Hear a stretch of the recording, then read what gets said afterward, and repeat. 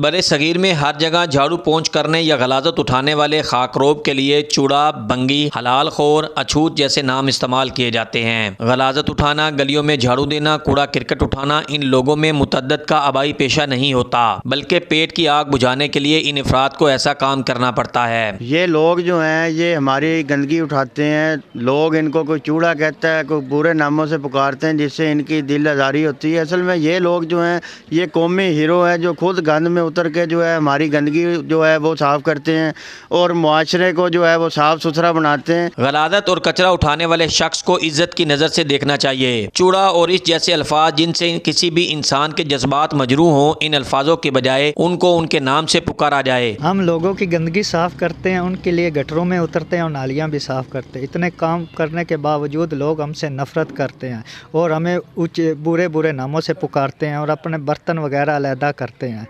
जिस घर से हम पानी मांगे वो पानी भी नहीं देते, दरवाज़ा बंद कर देते हैं। डिप्टी कमिश्नर आसम जवेद ने जिला भर के सरकारी दफातर में झाड़ू पोंछा करने वाले मुलाजमीन को नामुनासिब अल्फाज से बुलाने पर पाबंदी आयद कर दी है। हमारे जो सैनिटरी वर्कर्स हैं ये बहुत ही काबिल एहतराम लोग हैं, क्योंकि ये वो लोग हैं कि जो हमारी फैलाई हुई गंदगी को साफ़ करते हैं और इन्हीं की एफ़र्ट्स की वजह से अगर आपको ये शहर में बेहतरी नज़र आ रही है सफाई के हवाले से, तो इन लोगों की अनथक मेहनत है। मैं आपको बताना चाहता हूँ कि ये रात को भी काम करते हैं, ये दिन को भी काम करते हैं, 2-2 3-3 शिफ्ट्स के अंदर काम करते हैं।